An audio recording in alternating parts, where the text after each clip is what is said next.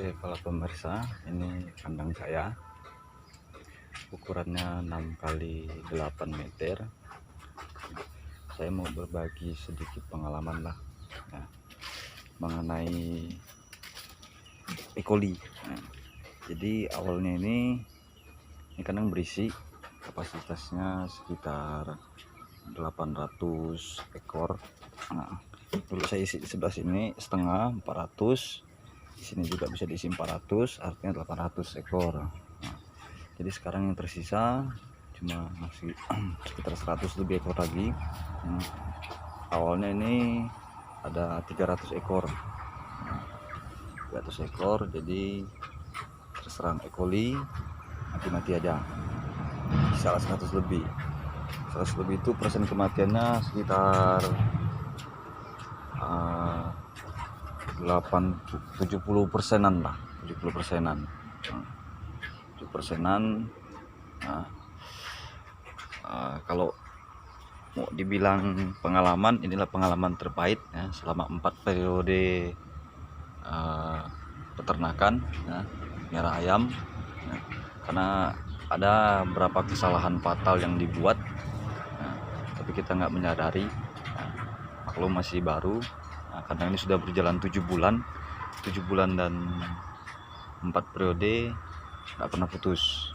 Ayam selalu saya masukkan, jadi ini ada ayam besar, nanti setelah bisa dipanen saya masukkan lagi ayam kecil DOC di sini, sebelah sini misalnya. Nah, itulah kesalahan pertama. Jadi intinya kita tidak boleh menyimpan ayam dengan umur yang berbeda di satu kandang yang sama. Itu paling pertama.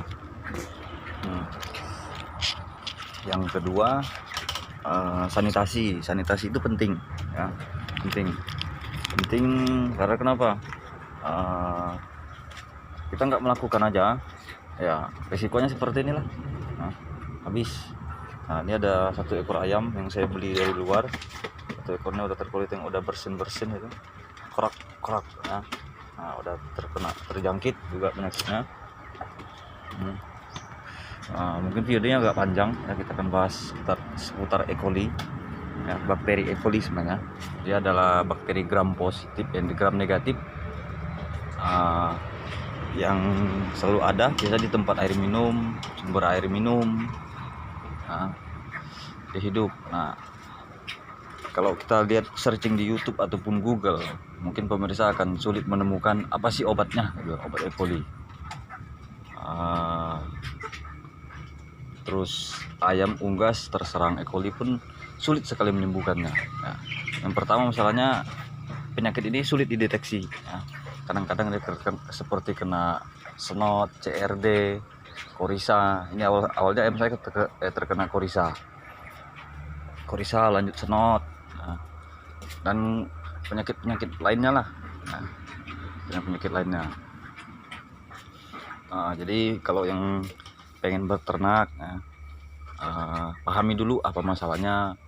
Manajemen paling penting ya. Kita tidak harus manajemen ya, rajin juga tidak harus kita biarkan saja, tapi rajin itu nomor 1 ya. Tapi rajin itu bukan berarti kerja aja terus, kita harus punya schedule, jadwal dan segalanya. Ini saya sekedar berbagi saja ya. Kalau E. coli itu bakteri gram positif E negatif. Biasanya ada di mana-mana, bahkan tubuh manusia pun ada ya.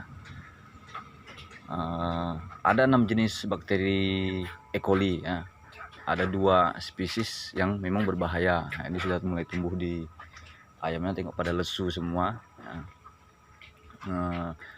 Kok E. coli ini sulit sekali menyembuhannya, dan kalau kita searching aja di Google, jarang ada yang membahas E. coli penyembuhannya gimana 100% sembuh. Nah, sampai sekarang udah saya pelajari, belum ketemu juga. Kalau kondisi sudah berat, kalau masih ringan, bisalah kita obati dengan obatan yang ada di toko pertanian ataupun di mana gitu kan, obat-obatan kimia ya. Yang bisa kita lakukan ya paling sanitasi, menjaga kualitas air minum. Nah, tadi saya bahas yang harus kita jaga adalah air minum ya. Apalagi ketika masuk DOC, lebih bagus menggunakan air masak Ya kalau nggak air masak pun air yang steril lah, menggunakan kaporit ataupun segala macamnya. Nah, yang kedua, kandang sanitasi ya. Dulu kandang ini bocor-bocor, ini atapnya belum ada asli ini, belum dipasang. Nah, jadi kalau hujan bocor, lembab, jadi jorok dia, berbau amoniak tinggi. Nah, jadi bakteri itu berkembang dengan baik dalam si kandang ini. Sanitasi pun ya paling 2 minggu ataupun sebulan sekali. Nah, itulah kesalahannya.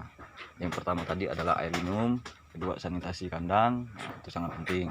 Nah, kalau udah masuki penyakit itu sendiri, E. coli itu ada satu yang membuat kita sulit membunuhnya, karena dia resisten, kebal terhadap obat-obatan. Nah, bisa Anda searching mungkin hasil-hasil di googling atau bahkan skripsi mahasiswa ya, kebanyakan resisten. Dari 10 obat paling tidaknya dia 7 obat dia resisten ya. Biasanya kalau untuk mengobatinya kita harus tes lab dulu, tes lab apakah dia kebal terhadap obat ini, obat itu. Tapi rata-rata obat unggas yang dijual di pasaran hampir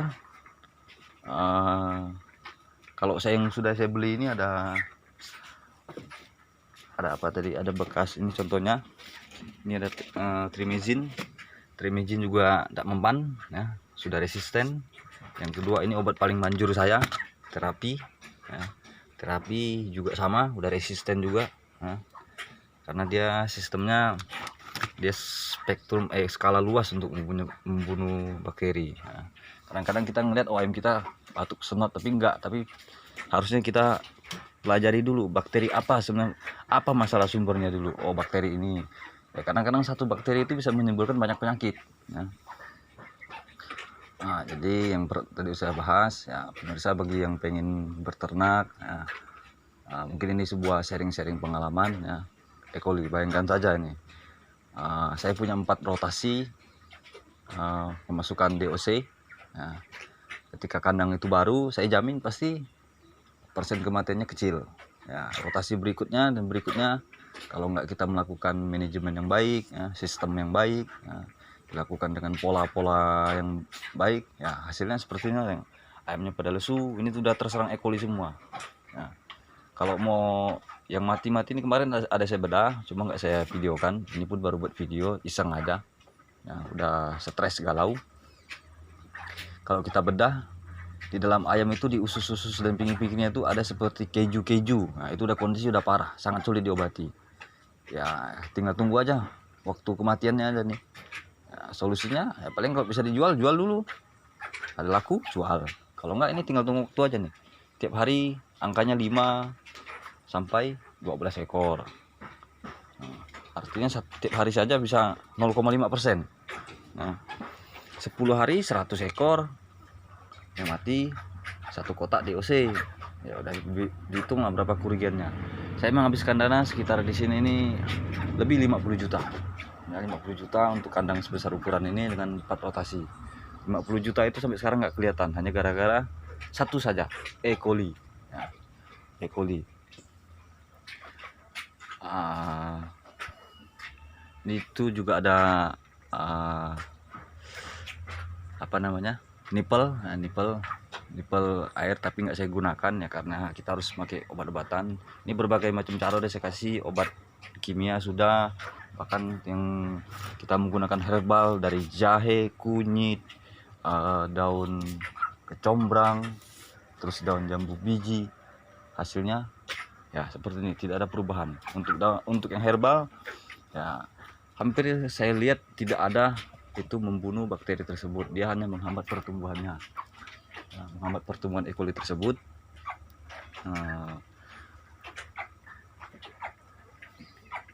Tidak membunuh bakteri tersebut. Nah, bakteri itu kan dia kan berkembang biak, dia dengan membelah diri ya. Dalam 1 hari dia membelah diri gitu loh. Kadang ada yang membelah jadi 2, jadi 3. Nah, besoknya yang 2 itu jadi 4, lusanya lagi 4 itu jadi 16 ya. Bayangkan aja lah pertumbuhan bakteri itu ya.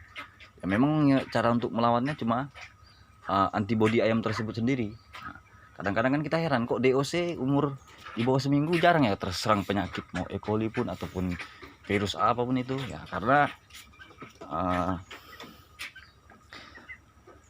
DOC umur di bawah 1 tahun itu memiliki antibodi yang diberikan oleh induknya ya. diberikan induknya, jadi dia kebal terhadap penyakit. Nah, itu udah ibaratnya ya kuasa Tuhan yang sudah memberikan gitu loh. Makanya kalau ayam baru pecah telur, baru 5 hari, itu sangat jarang sekali terserang penyakit karena di dalam badannya ada antibodi. Memang obat ya, kalau bilang raja obat lah, tidak dapat serang penyakit. Tapi setelah waktu itu antibodinya habis, kalah. Setelah habis ya bakteri lain masuk gitu loh.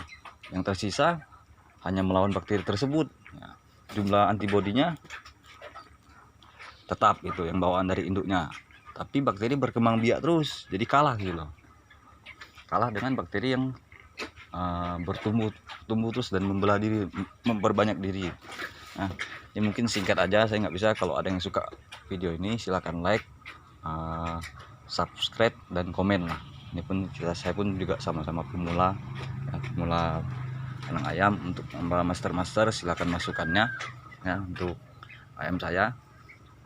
Nah, ini pun berbagi pengalaman ya, apakah apa yang harus kita lakukan ya. Kadang-kadang inilah titik terendah dalam peternakan, kita mendapatkan wabah, yang ada adalah kita kerugian. Nah, mungkin untuk peternak di Indonesia ya bisa membantu memberikan solusi. Silakan komen, saya harap mohon bantuannya ya, sama-sama belajar. Saya pun bagi ilmu ya, saya pun udah searching juga, kita pun sama-sama searching bahwa Mbah Google itu dewanya. Nah, sangat jarang sekali kita menemukan yang E. coli penyembuhannya pakai obat apa kalau udah kritis seperti ini ya. Tapi kalau masih baru-baru bisa dideteksi ya syukur kan, bisa kita obati. Nah, tapi kalau udah terlambat, pagi udah mulai mengkeju, kalau ini dibedah ini yang bilang kondisi parah ini mengkeju, nah, ini udah say goodbye lah. Yang kondisinya udah parah-parah ini pada bersin semua, mungkin agak nggak kedengaran atau nggak kedengaran, saya nggak tahu juga di video ini, tapi udah bersin ya. Kalau tengah hari mulutnya nguap ngorok gitu, seperti ada cairan yang di tenggorokan gitu loh, kayak manusia gitu, ada cairan kan, bernapas nggak enak deh. Oke, mungkin kalau ada yang mau komentar atau masukan silakan ya, yang berbagi ya, terima kasih, sekian. Thanks.